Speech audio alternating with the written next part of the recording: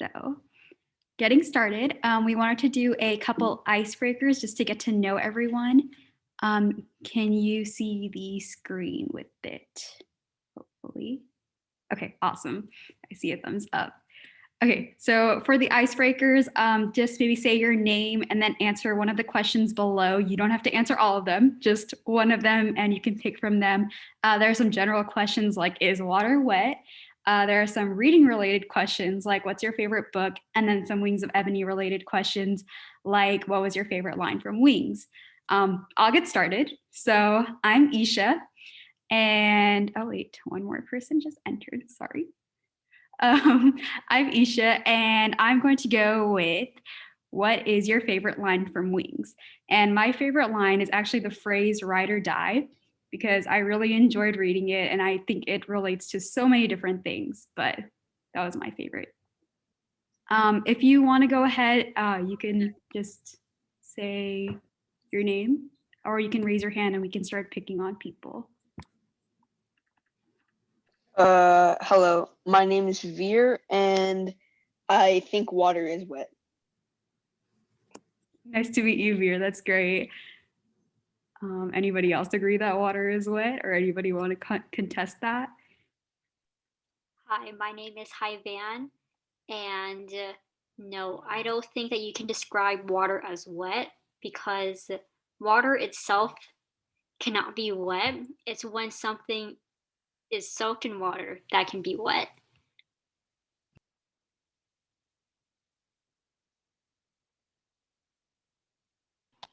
Hi everyone, I'm Jonavi, and I would answer the question, does pineapple belong on pizza?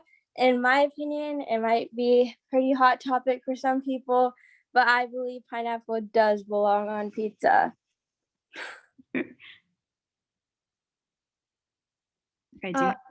Hello, I'm Gabby, and I think pineapple does not belong on pizza.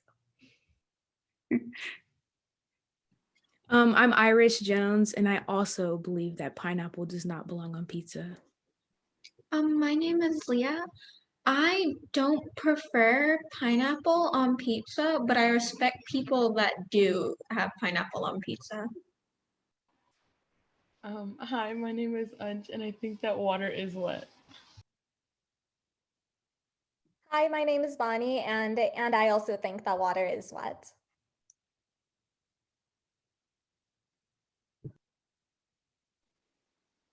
I'm reading A Promised Land by Barack Obama, which is his new memoir, and it's very invigorating. It's one of my favorite writings by someone politically active.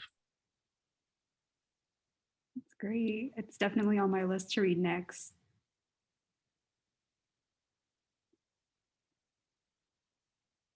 Hi, my name is Neha, and pineapple does not belong on pizza.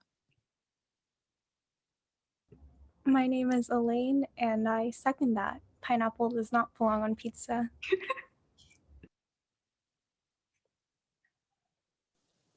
Hi, I'm Helena, and I can take or leave pineapple on pizza. And the question about favorite book of all time is impossible to answer because I have way too many favorite books. I definitely get that. That's the same for me. I see a hand raised for Min On. Hi, my name is Min On, and I think I have a lot of favorite books, but I think one of my favorite books is Dr. Dolittle. It's very memorable for me, and it brings back a lot of good memories. So that's a book that I really treasure.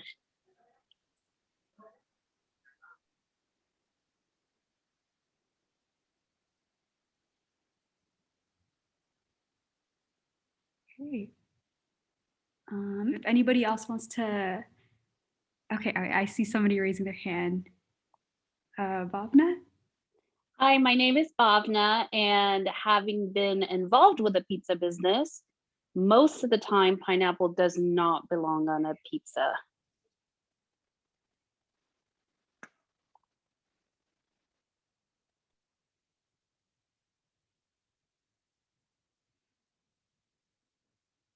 Okay. If anybody else wants to go ahead and talk, they can. You can just either unmute or you can raise your hand. You can also use the chat feature if you want to introduce yourself, that's always there. If not, I think we can get started from there. Oh my God, I completely forgot. But JL, would you like to introduce yourself? Sure. I am JL. I'm the author of Wings of Ebony, in case you've heard of it. And I'm really excited to talk to you all today. I also don't think water is wet, and I'm okay with people having pineapple on pizza.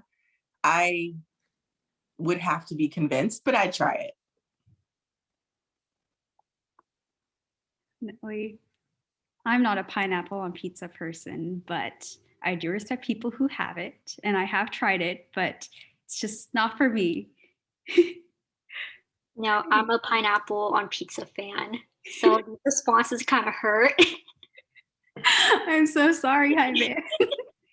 I think it might just be a matter of figuring out what to pair it with. Like, I like pineapple. Like, I want to get behind it on pizza. I just need to know what I'm putting it with so that it's not bizarre.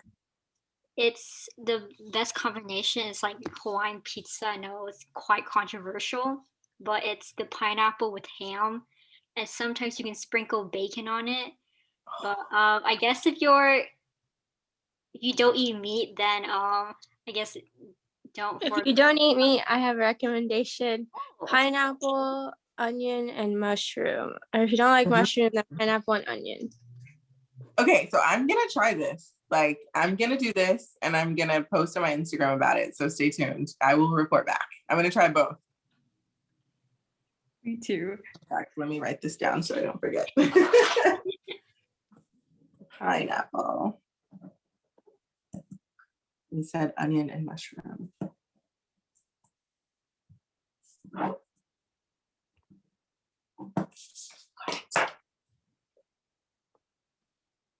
Okay. We did have a couple of submitted questions, so we're going to start out with those. I'm going to stop the share here. Sorry, this is my first time running a Zoom meeting like this, so. You're doing great. Thank you. So getting started, the first question that we had submitted was, how important was it for you, JL, to create a book that had a story that revolved around a POC character? It's the only reason I write. It's why the writing process is worth the blood, sweat, and tears, the figurative blood, the literal sweat and tears. And I mean, there's paper cuts in there, so maybe we could claim the blood, but it's not a lot. But it's hugely important to me because there's definitely a void of literature that reflects marginalized people, and not just Black writers, but like all sorts of marginalizations. And so the reason that I wanted to get into this industry is to change that. One of my favorite quotes is by Toni Morrison. And in fact, do any of you know the quote that I am thinking of? It has to do with, how do I give it? It has to do with, stories that we wished exist. Anybody know that Toni Morrison quote? No? Okay. Is the chat disabled? Because I'm going to actually type it out so that you can see it. It should be. It's okay if it is. No big deal. But I'm going to copy paste it because that's easier than me typing them. I'm zooming from my phone. But the quote by Toni Morrison, does everybody know who Toni Morrison is? It's okay if you don't, like, no big deal. But if you don't know who Toni Morrison is and you like to read, you should definitely check out her stuff. Okay, here's the quote. If there's a book that you want to read, but it hasn't been written yet, then you must write it. And so if you all are book lovers, which I assume you are, and you've ever considered writing, I encourage you to, oh, look, it's not, I'm not gonna be able to copy paste, I'll type it. I'd encourage you to consider that idea. A lot of avid readers are like, that's where they start writing. I mean, that's where it started for me, for sure. Can you hear me still? Yes, we can hear you. Okay, just making sure. You're probably looking at my nostrils because I'm typing on my phone. You're good. I apologize in advance. I think it's clean up there, but I make no promises. I think we can just see the ceiling, so. Okay, that's far better than the inside of my nose. Then you must write it. Tony with an I, Morrison. There we go. Everybody can see it. You have to look at my nostrils. See? Thank you for testing it. Yeah, no, I really encourage you to look up her work. She also has some really fantastic quotes, just very inspiring things. So if you're interested in the craft of writing itself, she's just brilliant. And her work tends to be very literary, but I think that her books are stories that are narratives that you can read over and over, and every time you get like a new meaning to it. So big fan. That's great. Has anybody else in here read any of Toni Morrison's works? I've heard of them, but I've never read them. But after hearing that, then I'll maybe check out some of her books. Sound really interesting. The Bluest Eye is a great one to start with. Oh, okay, I'll write that down. I love that you all love books. I mean, y'all are my people. Like we love books. I'm utterly obsessed with books. I have this one. I have books all around me. I also have that one like right on my desk over there. Oh yeah, same. I have a bunch of books on my desk right now. Same. Yeah, they're everywhere.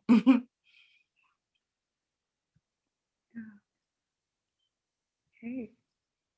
I think so. You were talking about like the writing process and the writing craft, and I think that's one of our next questions as well. Was how do you overcome writer's block, and how do you get inspiration after having a block for a while? So I haven't had a long stint of writer's block. I've definitely had moments, and for me, I think, and I can't profess that this works perfectly, but something to try. Is to sort of get out of the head of what I need to write and just write something that just, whether it's a journal entry or what did I do today? Writing is a lot like exercise, not that I know anything about that, but like writing is a lot about practicing and using those sort of creative writing muscles, even if you're not working on your story because you don't know what comes next. Just sitting down to write something is really going to, I think, warm up those creative juices and hopefully get you in a place sooner than later where the ideas are flowing again. I also like to read and watch TV.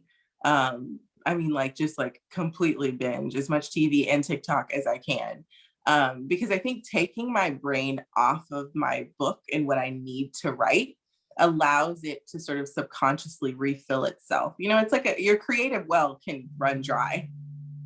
So your creative well can run dry. So I think just making sure that you're giving yourself space to refill it, and just understanding that like sometimes you're not going to know what to write, and that's okay. Sometimes you'll just start writing something completely different, and that's okay too.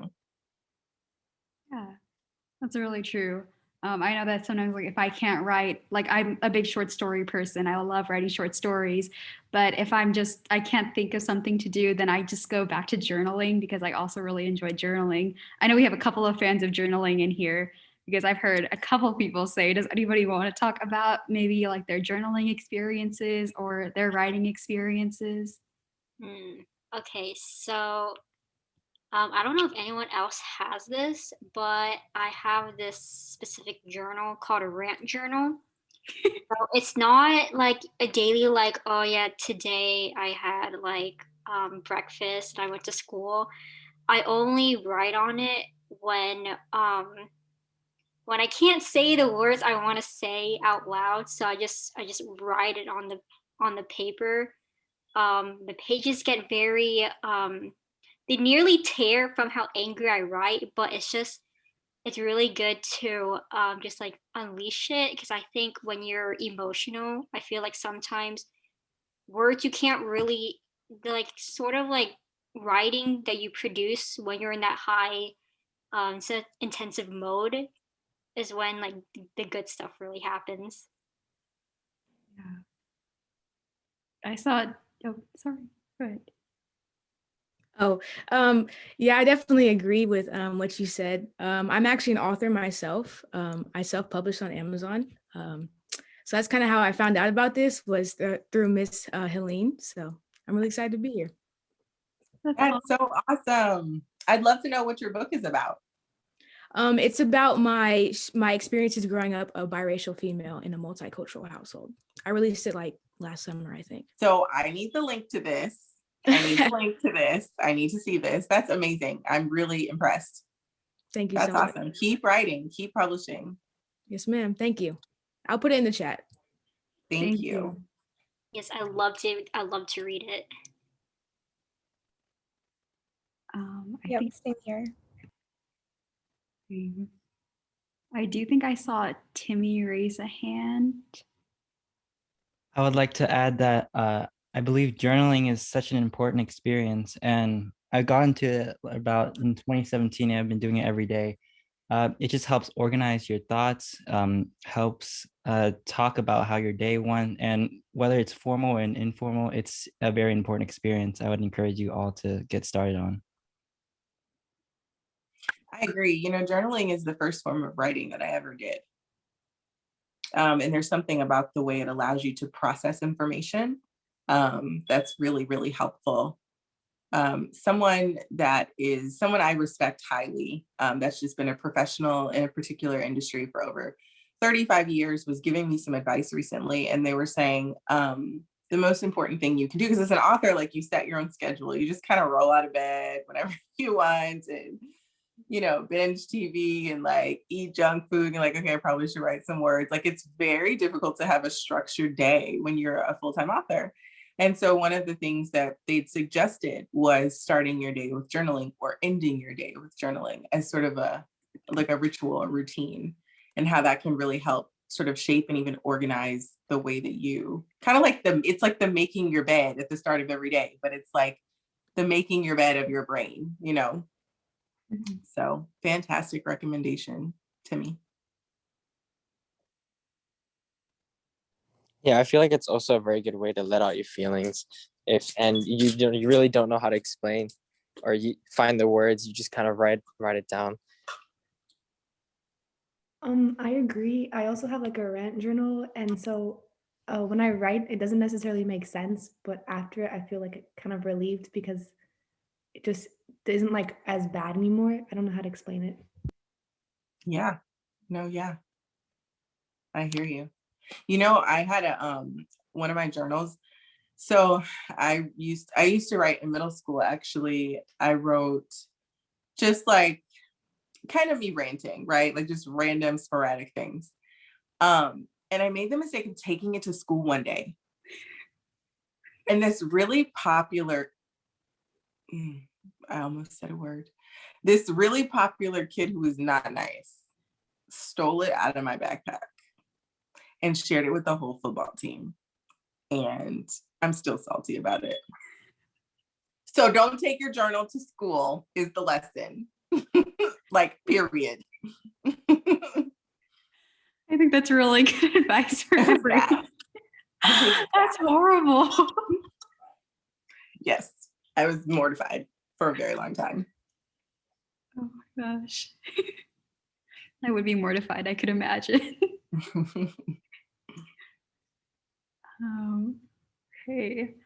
I guess next discussion topic is what's your favorite topic to write about? So like maybe contemporary or fictional, fantasy, and everybody can also jump in on this as well. On if you are a writer, what do you like to write about?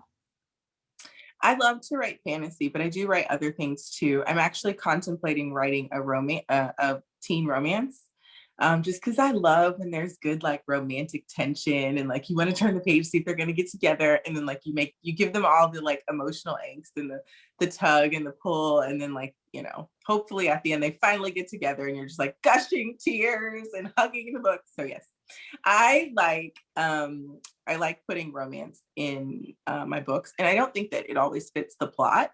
So I've considered writing specifically a teen romance, but I write fantasy 99% of the time.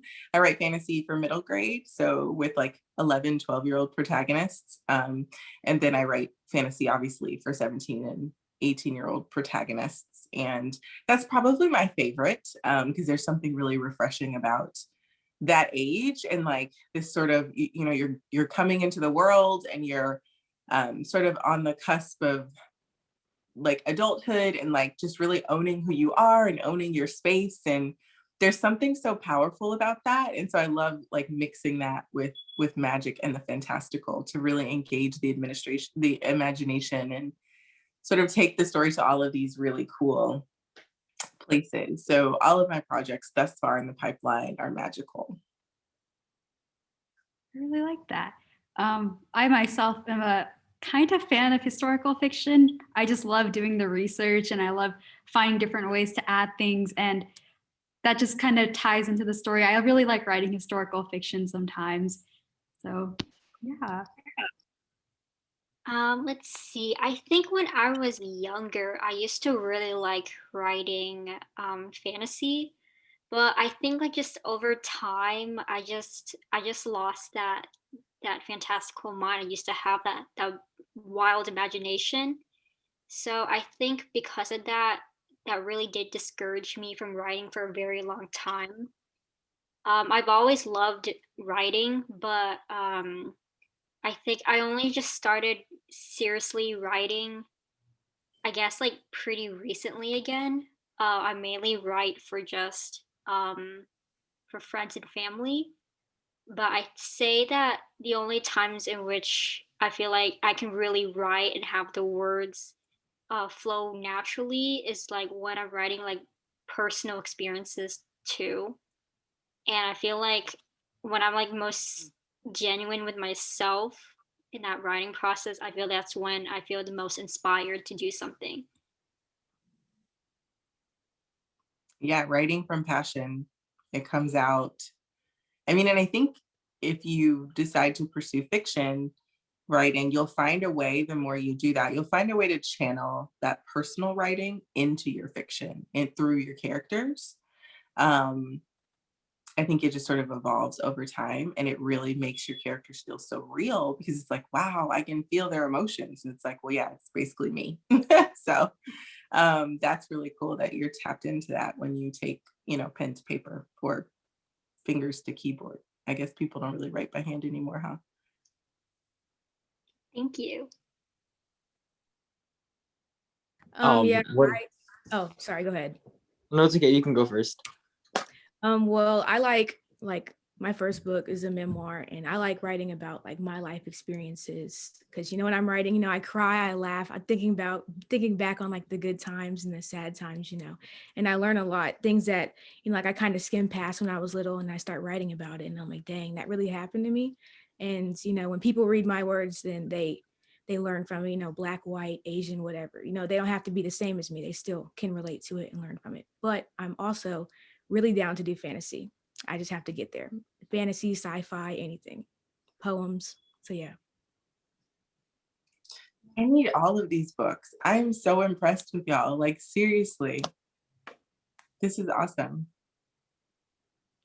Yeah, so I was gonna say, like when I was younger, I used to like writing as well, and I used to love writing sci-fi and fantasy, especially because there's like no limit to what you can write about. And I love that idea.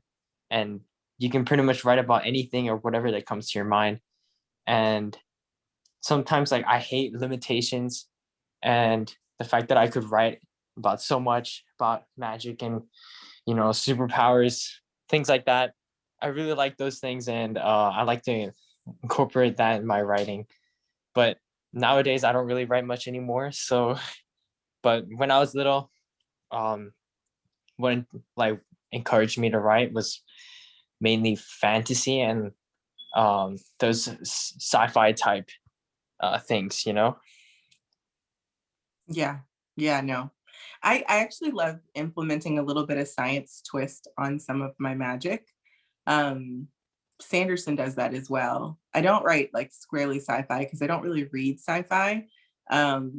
There are select sci-fis that I really love. Like The Sound of Stars is one of my favorite sci-fi books by Alicia Dow. But I do like when the magic has like that pinch of believability grounded in science. I love that.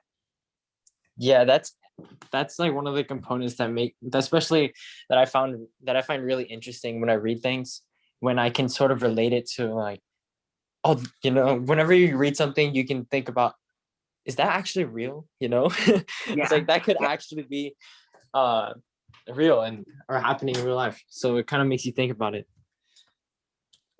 I agree. Yeah. I really like that. Like, I also really enjoy when I can see something or when I can possibly imagine something in the real world. I think that's really, really cool. I do hope you get back into writing soon. I would hate for that to be gone, but yeah, writing's great. Anybody else like to share?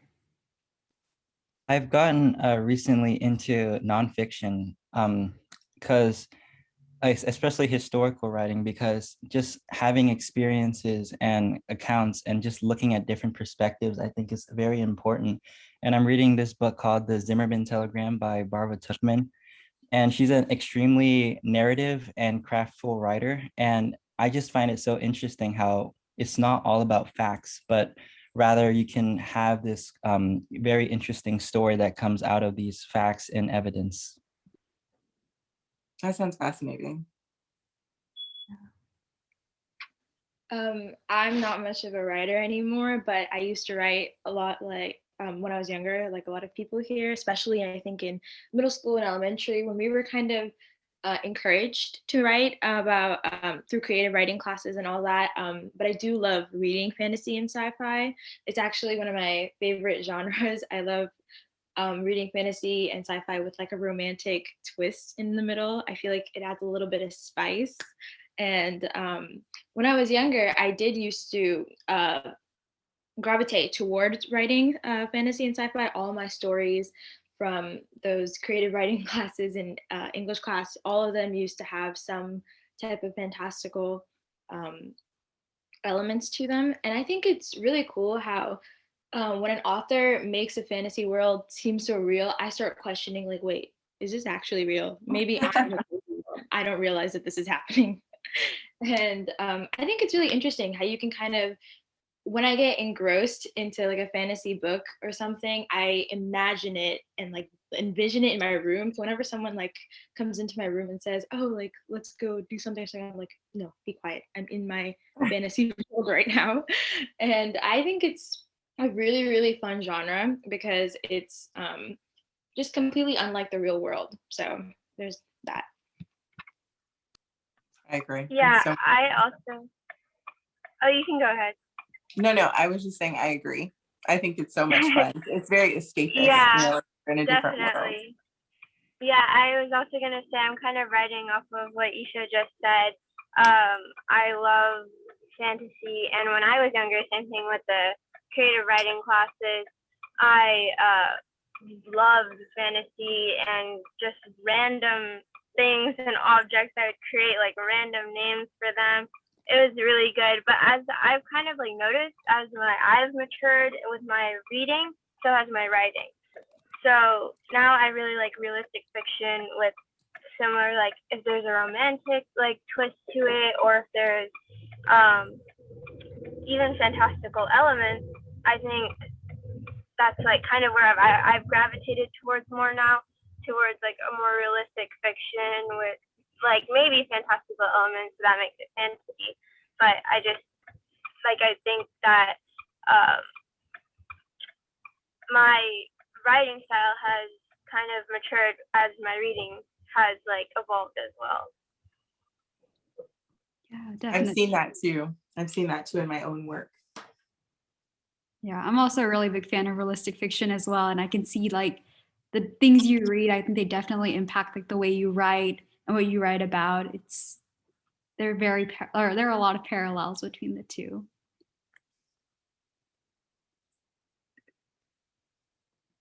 Okay, so let's move on to the next question.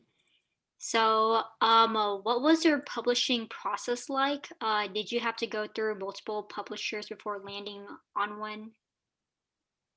I didn't actually. I entered a Twitter pitch contest, and when I shared my tweet, sorry, my allergies are tickling my nose. When I shared my tweet on Twitter, I got a ton of publishers interested in publishing the manuscript, but first you need a book agent. And so the first thing that I did was get a book agent. And then once that happened, she sent my manuscript out to publishers. And from there, we waited to get offers, which took about 5 months. And once we had an offer, that's the publisher that I worked with for that project. And we started the process of revising and editing and copy editing, designing the cover, and like all of those things. So yeah, it was not, there were several publishers interested, but I wanted to work with this one editor in particular. So I was very excited that she offered on the project. That sounds great and super exciting. I mean, I've always thought about that behind the scenes type thing. Do you have any like insight of what happened with the cover? Because the cover is amazing. I absolutely adore it. But like, how did that happen and how did that vision just get across? You know, we wanted to make sure there was a hoodie on the cover because of the symbolism for my community and the way so many kids are judged, shot, hurt because they choose to wear a hoodie and they have brown skin. So it was important for me to have the hoodie on the cover for the symbolism and the nod to my community. And then to have the hoodie paired with magical cuffs and like magic swirling around her. Because the message there is that, you know, many judge kids from my community from the outside, but we are magical is sort of the message. And I wanted brown and Black kids to have that mirror on a cover. It's like, look, it's me in my hoodie, just chilling, and I'm also magical. Say something. Like, so that's the message. And I wanted that validation for young me. I have 2 sisters that are 14 and 15. And I just wanted that for all of you all. I wanted that for every single Black and brown person who hadn't grown up with a teen girl on the cover who's fiery and who had to like force themselves to see themselves in Katniss, because Katniss is sort of all we had for sort of a YA. Can I cuss? I probably shouldn't cuss.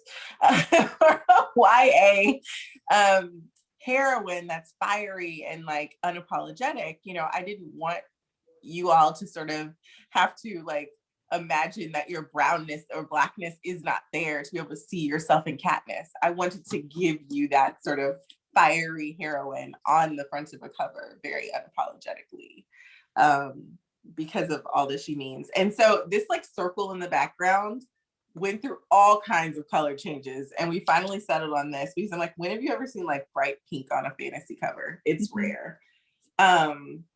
So yeah, and I actually just got the sequel cover in my inbox, and it is just as stunning. It's the first iteration of it. Like he sends us, the artist sends a sketch, and then they like, I give them feedback, and then they work on it. But I am so excited for that to be like unveiled to the world. So anyway, Taj Francis is the artist. He's on Instagram, and his work has a very specific style. So like the swirls on Rue's skin is sort of the style that he does. And so you can, if you visit his stuff on Instagram, you'll see that. And he also designed the cover. So very excited about what these 2 covers are going to mean to readers. I feel like your cover has a very interesting story behind it. And I think it's very meaningful because like you said about Katniss being like the only fiery heroine you can turn to. I have read different YA fantasy books, and you're the heroine who's fiery and who resembles Rue's personality tends to be like of one color. She tends to be white every single book. So I think it's amazing that you chose to use that as inspiration for your cover. So. Thank you. And having an editor that was not white really helped, because she got the importance of why we needed that representation, not only on the page, but also on the cover. So I was really excited. I feel very, very, very fortunate to have had this opportunity, because it doesn't always go that way. I mean, there have been books about Black characters, you know, but in one way or another in the editorial process, they either don't get to be on the cover, or, you know, they put them on the cover, but they make sure they're very, very fair skinned. It's like a very light skinned Black person. You know, there's just all of this like inherent racism that's just so prevalent. And I was just so lucky to have an editor who is a person of color, and she gets it. You know, she gets it very deeply and personally, and she advocated very hard for, this is what the cover is going to be, period. And so here we are. Yeah, that's absolutely lovely. I really like, I feel like covers. I know a lot of people are like, don't judge the book by its cover, but I feel like the cover is like a really big like proponent of what makes the reader pick the book. And I think like sometimes people don't really it's like usually covers sometimes they tend to be like sort of simplistic, sort of like the modernistic minimalistic style. And what I really liked about your cover was that, yes, don't judge a book by its cover, but when you see your cover, it's absolutely beautiful. And when I saw it, I was like, I feel like I'm about to get into a really good book. And your book definitely did not disappoint. I absolutely loved it. Thank you so much. That means the world. Please tell your friends. Leave reviews on Amazon. That's important. I appreciate that. I agree. You know, we're not supposed to judge a book by its cover, but like, man, when you're passing by one, you're like, hey, pretty cover, come here, I want you. You know, like it happens all the time. So I literally will see covers and like, okay, I don't even know what this book is about, but I need to pick this up and like read the inside of it because I want that book jacket in my house. So yeah, it matters a lot more than I think it should, but yeah, definitely eye-catchy.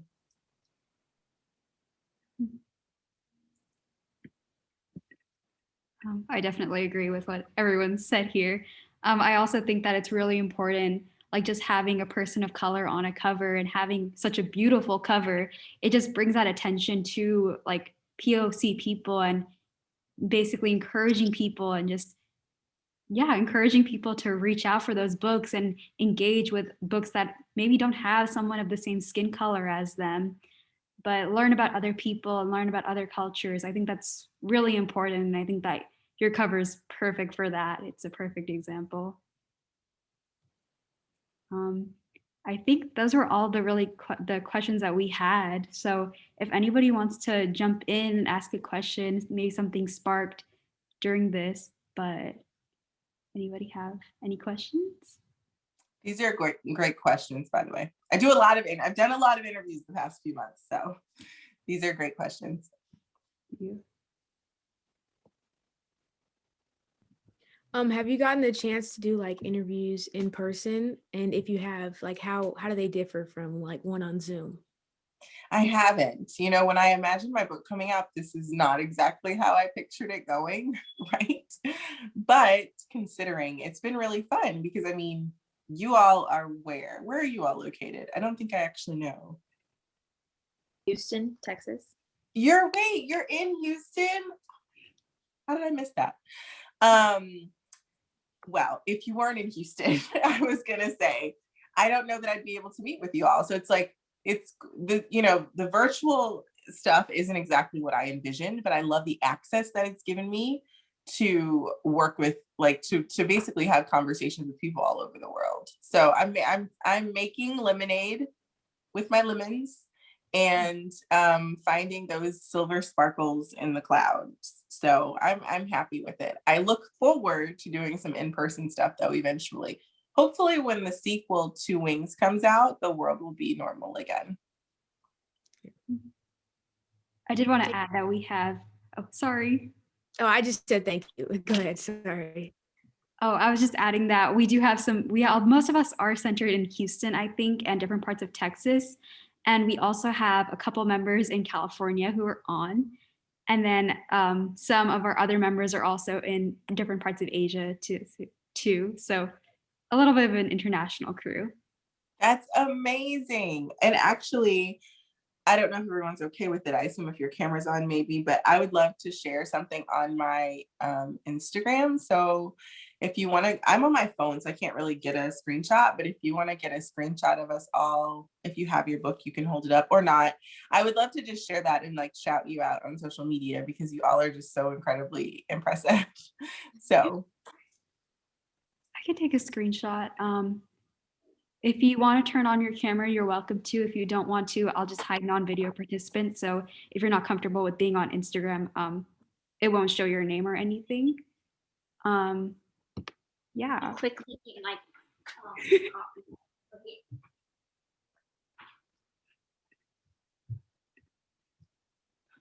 I mean, I have the ebook version of it, so I wasn't able to be raised to with the gold because I feel like books in person, like you don't have like the textures that come with the cover. But oh, this is what I have. hey, that works. I'm so grateful that you wanted to read. There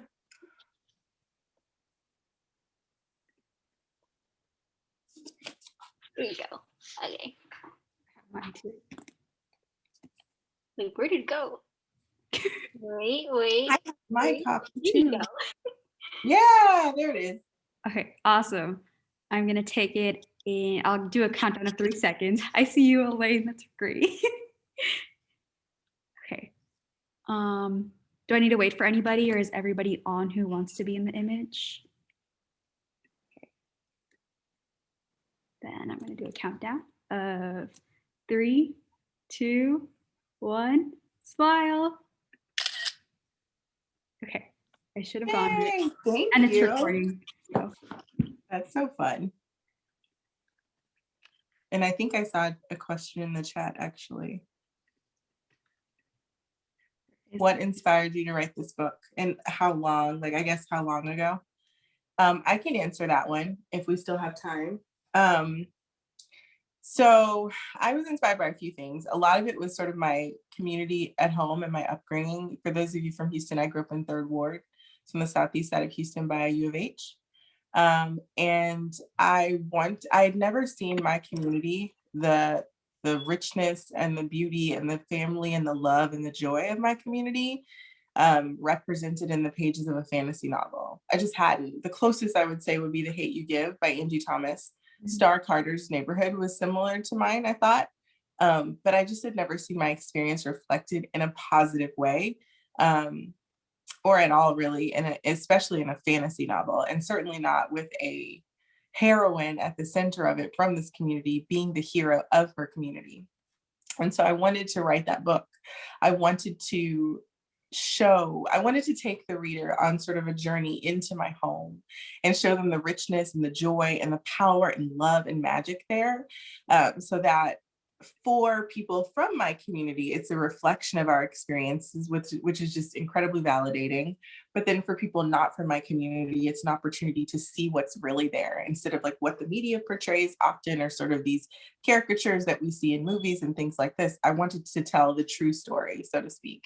And so that's where this story came from. I wanted it to be a fun, like page turner novel, but then I also wanted it to have some important bits of commentary woven in there that students could discuss and really just dissect the literature for many years and really look at sort of the implications of all of the themes in the book. It explores colonization, racism, systemic oppression, privilege, allyship, found family, dual identity, being from a single parent home, intergenerational families. Like there's a lot there. And so I wanted to create something that reflected my lived experience, and something that put, a Black girl from this inner city community as the hero of her own story. And so, yeah, that is what it was born out of. I started writing it in September of 2018. And 35 days later, I had about 70,000 words. And it was a hot mess. Like that was just the first draft. Okay, so if you're a writer, editing and revising is like where the magic happens. But I did get the first draft done in just over a month, which told me, going back to like that, what we were saying about passion and like, really tapping into sort of your emotions when you're writing, like it spilled out of me with so much force that I was like, okay, there's something here that I care deeply about. So let me explore it. And that is how Wings of Ebony was born. Yes, I think that definitely showed through the pages. It's like I could tell your book had like a lot of heart in it. Especially I loved the Houstonian representation because Houston is it's a very cultural city. I feel like it's definitely not shown at all in books, especially because it's not like a metropolis like New York or like something that's as popular as California. So, but to see Houston depicted in its core, like something that's so like fresh and beautiful, because although it looks sort of, I guess, like a concrete jungle on the outside, I feel like there's a lot of heart and love in like in this community that I really love to read about in your novel. Thank you. Thank you. I mean, just knowing that so many of you live in Houston, I know that the book probably has even an even deeper like significance and feels more personal because you understand like the reference to Shipley's Donuts is not one that a lot of people will get, but if you're from Houston, chances are you've had Shipley's Donuts. So yeah, it's very Houston. Yeah. I also really enjoyed like seeing the community that was built there because I think that's something that we don't always see with books, like especially ones that have like POC representation in them. It always focuses on like the violence or the crime. It doesn't focus on like the love that's built in these communities, the amount of trust and the just everything there. And I think your book really, really shows that, which I really enjoyed reading about. I actually really enjoyed, I think it's Miss Leola with her food and how she creates food for everyone and she makes food and tells everyone to fill a plate. She's one of my favorite characters because I just love that about her. Thank you. I named her after my grandmother, my mom's mother, who's passed on, but then I gave her the personality of my dad's mother. So my dad's mother is still, she's still alive. She's older, but she's still alive. So it's just been really fun to see people love this character because it's like, yep, that's like literally my grandma. It's great. I love that. I did get one question privately. Someone was asking if you could talk about maybe have you gotten like any hate on the book, and if you've had to deal with that, how you've dealt with it. I think, yeah. I haven't gotten any direct hate. I know that there are people who will go out of their way to leave a negative review, which is why, you know, if you read a writer's book and you like it, certainly leave a review. Reviews have a huge impact on the success of a book. But I've had some reviews that have been really off the wall. Like one of them said, it gave it a 1 star and it was like, don't read this book. This book teaches racism. And encourages people to value Black people's lives more than other people's lives. I'm not sure where this person got this from. But yeah, so other than that, I mean, I don't, obviously, like if a person has that sort of mindset, reading my book is not going to change it. That's the way they're choosing to see the world. And it's not my emotional labor to dig them out of it. You know, that's for them to sort out. And so, yeah, I just tune those things out. I don't actually go looking for reviews. I have one of my best writing friends. She, once a week will go peruse all the review sites and she'll copy paste the really good ones and she'll like DM them to me. So those are the only ones I see. That's really sweet of her. I guess then going off of that, we can end with this one, but do you have any advice for like young writers and young readers who may be experiencing that based on their skin color, based on their race, based on who they are and not being accepted? Any of those things? Yeah, I think so. The beautiful thing about art is that it's free. It is your expression and it's your space to express yourself. And so I think there's a few things I would say. I think really consider when you're creating art that you're creating your truth in words, not for others' consumption, but just for you. And if you can create something for yourself and find satisfaction in that, then I think it sort of toughens you up a bit when people try to devalue your work or they don't see the worth in it. You're hopefully able to sort of stand a bit more resiliently and say, well, you know, this is my art and this is what I see, and this is important because it's important to me and it reflects my experience. Publishing is very white. I think that there have definitely been improvements, and I'm optimistic, cautiously optimistic, those improvements will continue, that we'll start seeing more and more books from marginalized creators. But it still is very, very, very white. So if you're a person of color and you want to write, there are going to be obstacles and barriers to that, just because there's a small number of books that they're looking to take compared to our white counterparts. And so I think that your greatest superpower, or magic, if you will, is tenacity and perseverance. And I think that the root of that is understanding that your story is important because of its representation and because it's your truth. Now, you don't want to muddy sort of getting revision feedback with like, you know, like you don't want to say, I'm not revising this at all because it is perfect the way it is. Like, that's not what I'm saying. What I'm saying is your message and the heart of your story and what you want to tell and what you want to represent on the page that's true to you is valid, regardless of what publishing says. And so I would encourage you to hold on to that fiercely, guard that confidence with everything that you have, and persist. You keep writing. You have to share your work. So find friends that you trust, because sharing your work is how it gets better, and have them, especially if you are sharing your work with other writers. That's really important. Or at least avid readers that are like reading the books that you like. If they love fantasy and you're trying to write fantasy, they'd be a good person to sample read for you and give you their thoughts. But constantly sharing your work and getting feedback, entering mentor competitions, author mentor match, pitch wars. Those are both on social media, or sort of how you apply is usually mentioned on Twitter. But just continuing to put one foot in front of the other, understanding the importance of your work and the necessity of your art. Like we need your stories. And then the other thing is community. So much like in Wings of Ebony, Rue holds on fiercely to her community.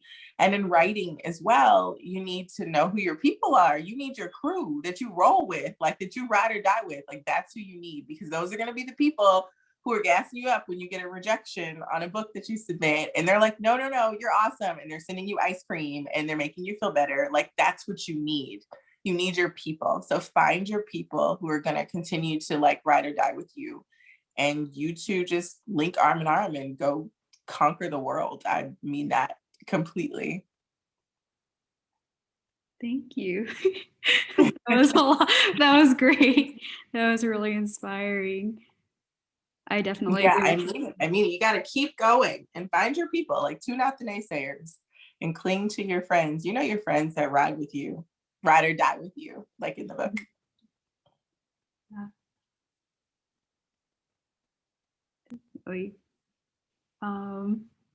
I guess, does anybody have anything that they'd like to say to close off? I think we're almost reaching 7, so.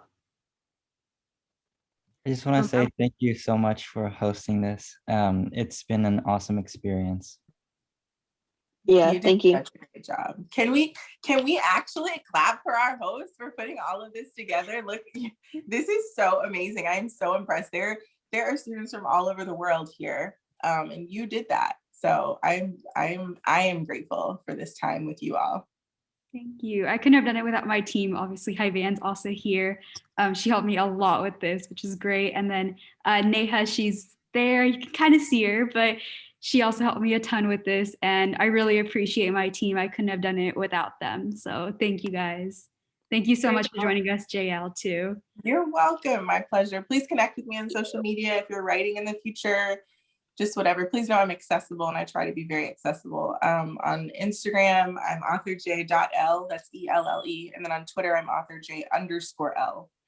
And then on TikTok, just authorjl. There's no dots or spaces, but please connect. Don't ever feel like I was in this chat with her once and I didn't say anything. No, like DM me, talk to me, comments. Like I'm here. Like I literally write for this reason, so that you're inspired to write.